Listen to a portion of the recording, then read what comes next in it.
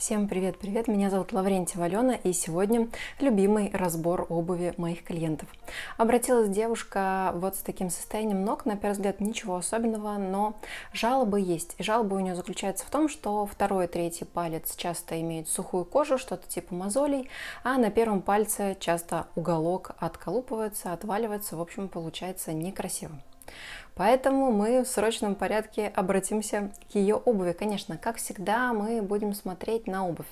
Ну, стелька, конечно, повидала всякое. Ну, обувь носили, понятное дело, это бывает. Напишите в комментариях, у кого тоже стельки иногда стаскиваются вот до состояния дыр. Ну, опустим этот нюанс, закроем на это глаза и давайте посмотрим, есть ли лишние пальцы. И они, как всегда, конечно же, есть. А это говорит нам о том, что обувь ей банально узкая. Кстати, по длине там все абсолютно нормально, а вот по ширине есть проблемы. Также здесь, конечно, рекомендуется изготовление стельки, но это уже совсем другая история. А сегодня я испорчу ее кроссовки с ее же разрешения. Она мне их потом принесла, и мы решили их вскрыть. Потому что вскрытие покажет.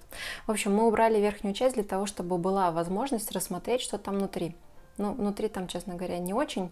Но вот это, на самом деле, там плюс-минус там среднестатистическое состояние обуви. Эти кроссовки она носила год. Купила их где-то на распродаже, а-ля там 1000 или 1500 рублей. Вот, в общем, отработали они знатно. И теперь мы в открытый, вот такой вскрытый кроссовок сейчас поставим ее ножку и посмотрим, что на самом деле происходит с пальцами внутри нашей удобной обуви. Посмотрите, она в нее залезает. Поджала пальчики как положено, вторую ножку ставим рядом и рассмотрим поближе. Мы можем наблюдать, что большой пальчик у нее уже ушел в сторону, то есть пальцы начинают собираться ближе к друг другу, и это, соответственно, вызывает определенные проблемы. Мы видим, как второй и третий пальчик как раз-таки трутся. Угол большого пальца, который у нее скалывается, конечно, постоянно подвергается давлению, травматизации, поэтому здесь все более чем объяснимо.